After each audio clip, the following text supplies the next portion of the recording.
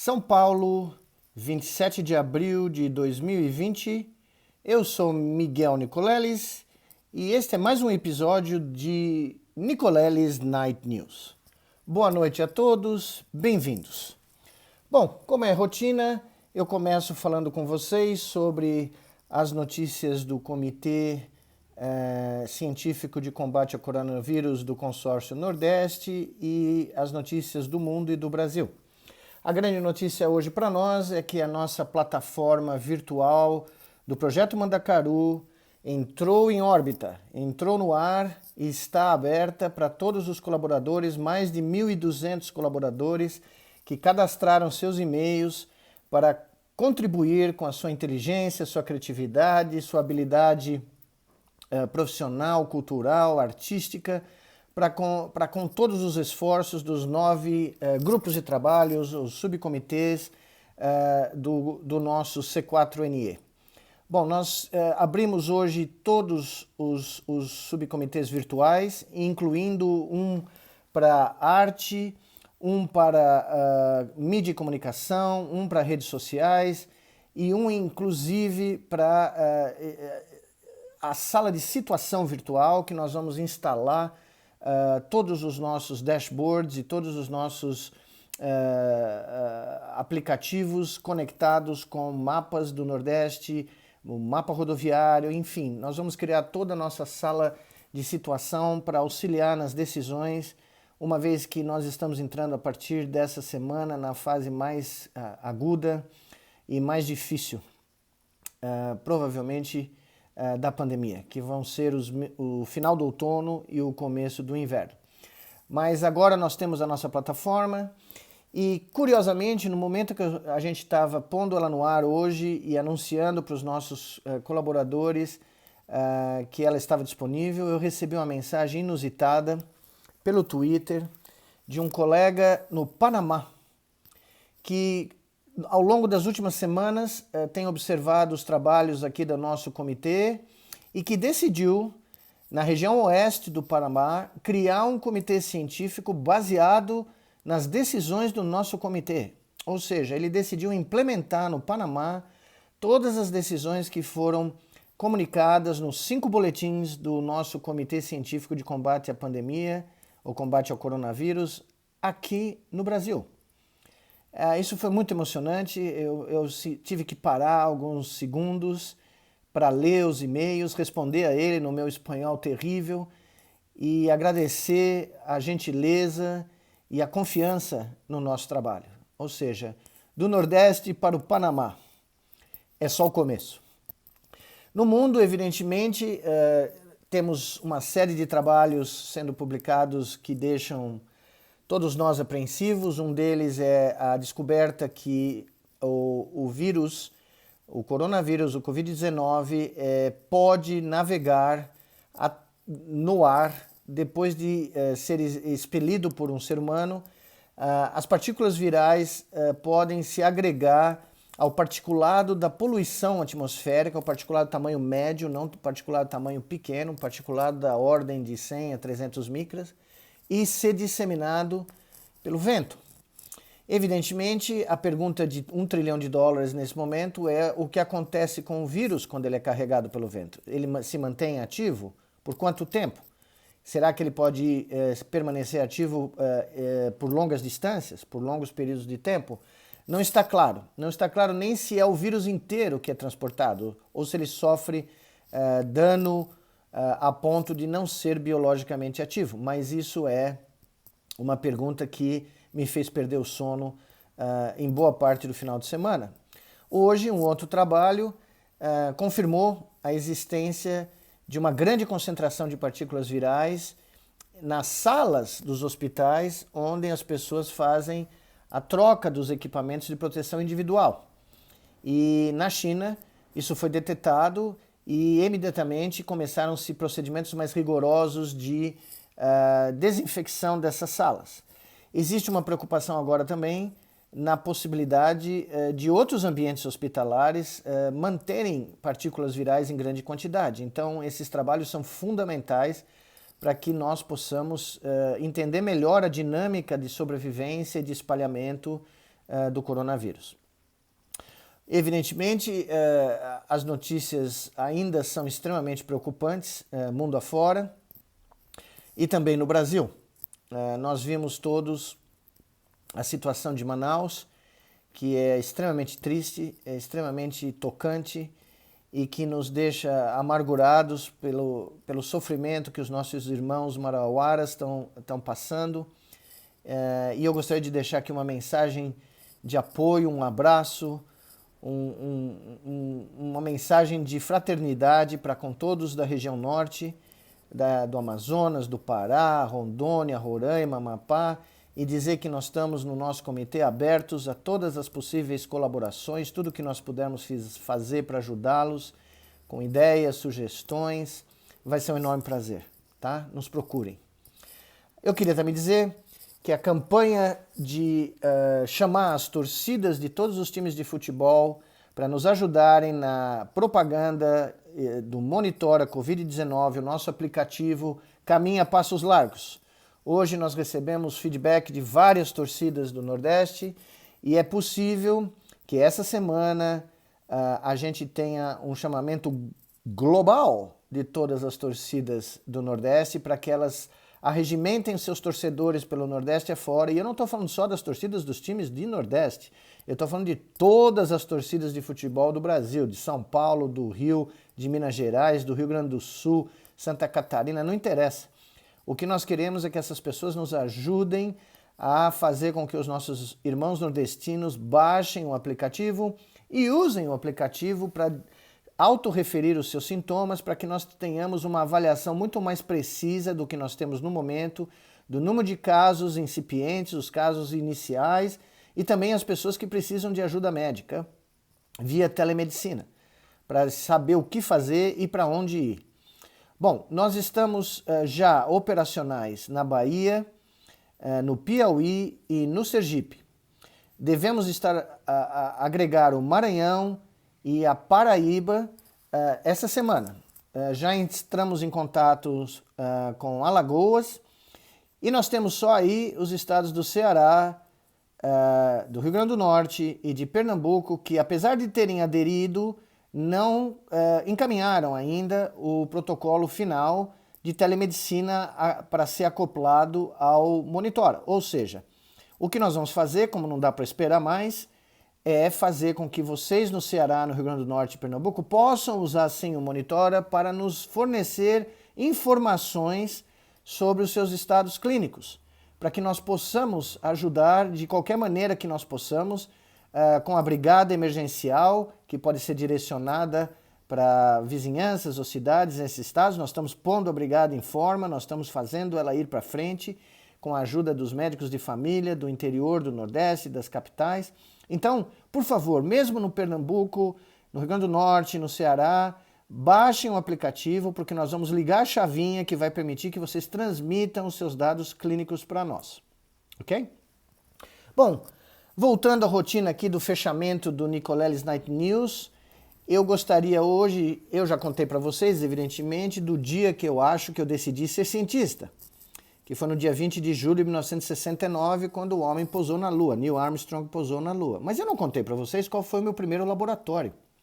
Nem contei para vocês quem foi a minha primeira orientadora. Aliás, depois de Dona Giselda, o meu grande amor de infância. Ela se chama, ou se chamava, Lígia Maria Rocha Leão Laporta. Ela era a bisneta de Dona Paulina, a bela ragazza de Puccini, a filha, perdão, ela era neta, não bisneta, ela era neta de Dona Paulina, a bela ragazza do Puccini. Ela era filha de Dona Ada, que queria que o homem entrasse dentro da Lua, e ela é mãe de Dona Giselda, da qual eu sou o eterno filho. Dona Lígia foi o grande amor da minha vida. Desde a minha pequena infância, pensam bem, antes que eu entre em Dona Lígia, pensem só nisso. Quando eu nasci, eu fui o primeiro filho do lado da mãe. O primeiro neto, Dona Lígia era minha avó, primeiro neto. E o primeiro bisneto. Ou seja, quando meus pais mudaram para uma vila em Moema, na Rua Chanés 295, lá, antes de Moema ser o que é hoje, tinha chácara, a gente jogava bola no meio do mato, não havia Avenida Bandeirantes, só tinha um bonde que vinha do centro, porque não havia Avenida 23 de Maio também, só tinha o bonde que vinha lá da Praça do Patriarca até Moema e Ibirapuera.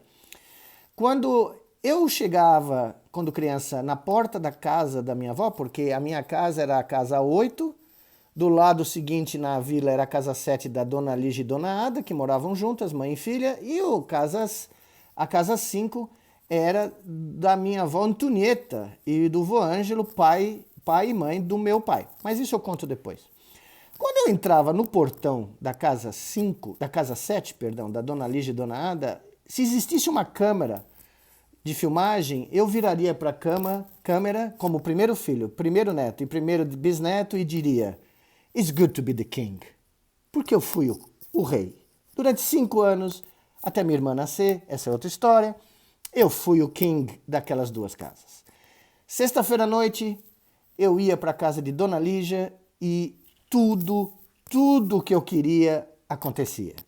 Assim, eu era o rei.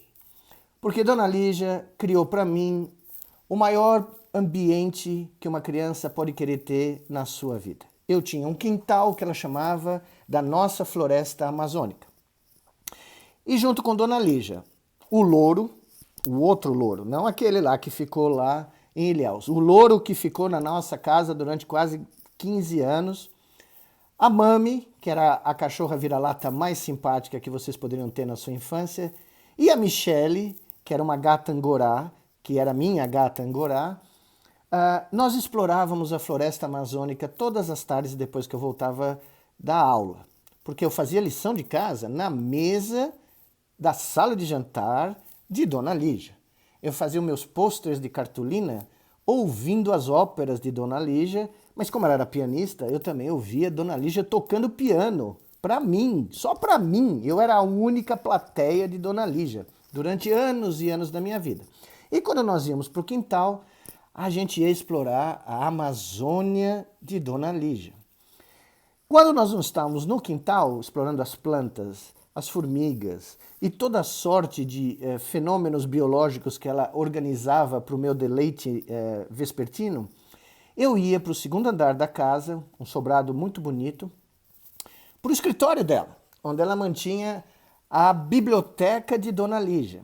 E onde eu aprendi, desde os 4, 5 anos de idade, 6 talvez, que nada era proibido. Que eu podia ler qualquer livro que eu tirasse da prateleira. Aos 7 anos, eu comecei a ler Madame Bovary. Aos 10, eu conhecia todos os livros de Émile Zola. Germinal era o meu livro favorito, li várias vezes. Dona Lígia me deu O Crime do Padre Amaro para ler. Os Sertões, de Euclides da Cunha. Eu li meu Deus, estou bloqueando aqui.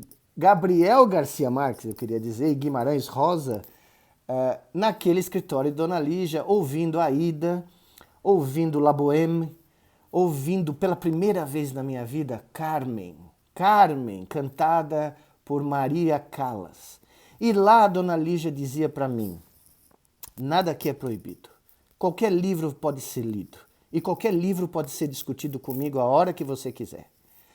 Esse escritório tinha uma varanda, e na varanda tinha uma rede. E eu passei os melhores momentos da minha infância, fora aqueles em que eu estava jogando bola na Rua Chanés com os meus primos, ou batendo tênis no paredão da vila, acordando todo mundo às 8 da manhã. Afora esses momentos, os melhores eu passei naquela rede, lendo todos os livros, inclusive uma coleção interminável de livros do Primeiro Império, porque Dona Lígia, que perdeu o marido muito cedo, quando minha mãe era muito jovem, adolescente, de um tumor cerebral, uma coincidência que eu nunca consegui esquecer, porque tanto o meu avô materno, vô Vicente, morreu de um tumor cerebral, como o meu avô paterno morreu de Parkinson. E eu fui ser neurocientista.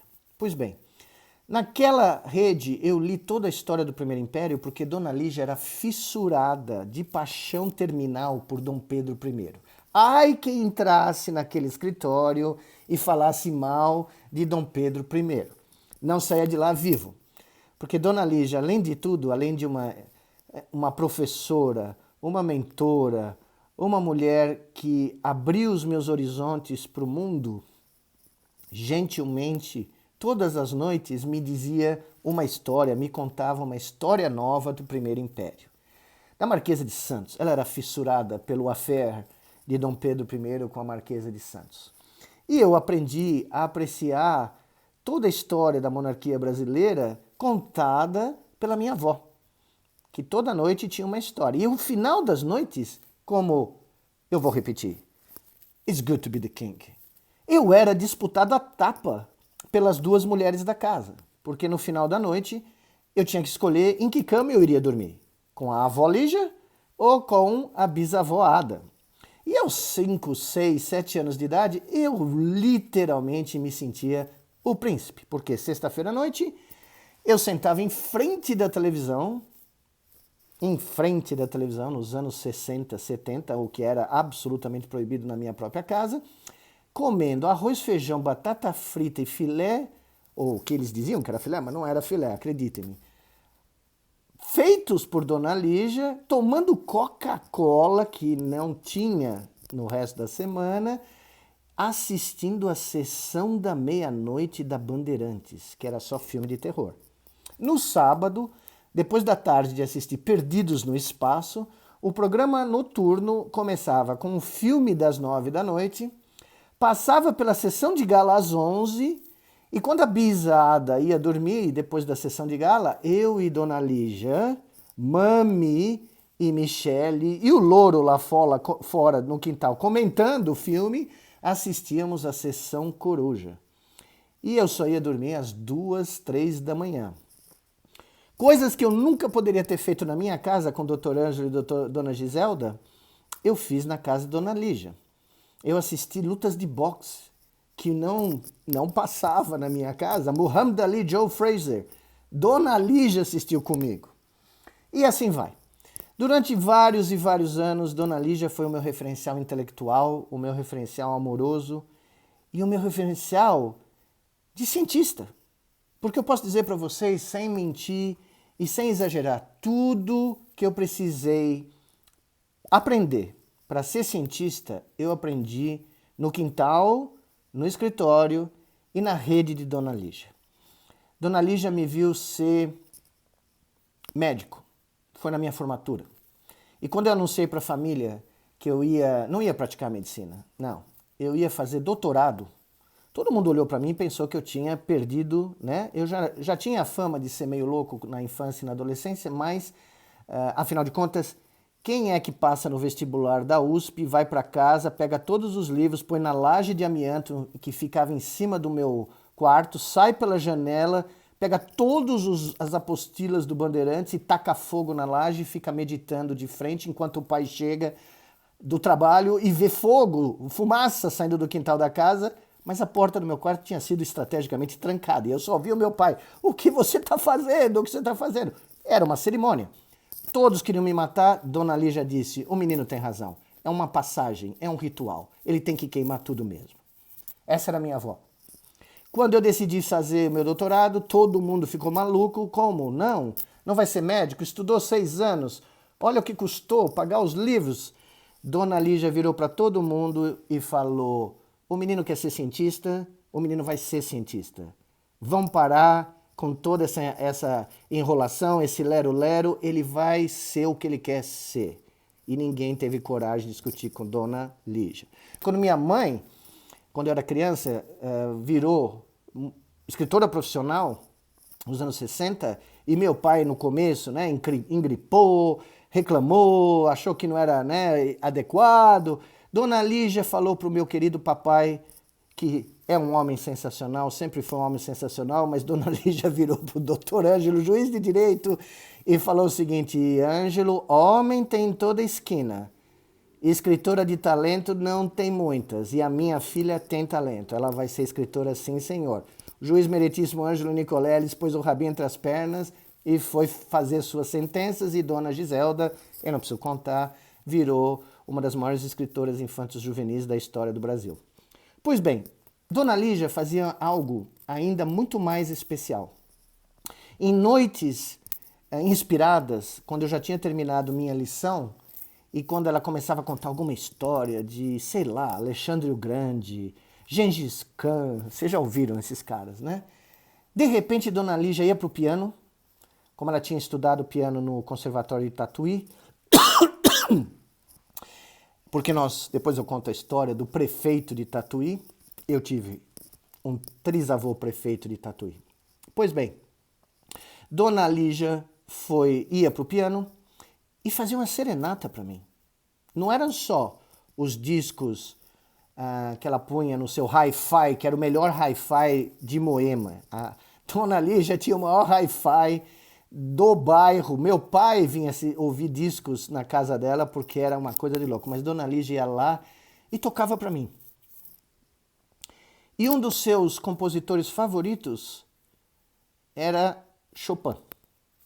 E a sua música favorita, a sua composição favorita de Chopin era a Polonaise. E nos últimos 50 anos,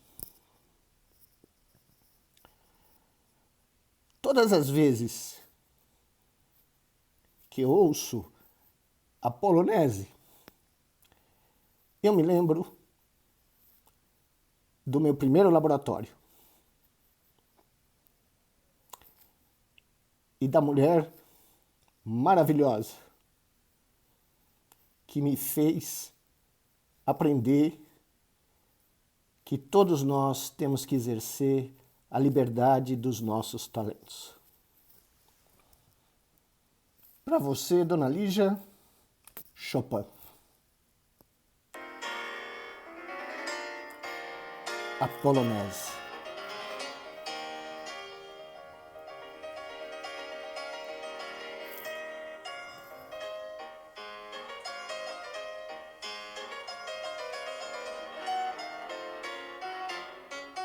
Muito obrigado, Dona Lígia. Boa noite, cuidem-se e até amanhã com mais um Nicoleles Night News.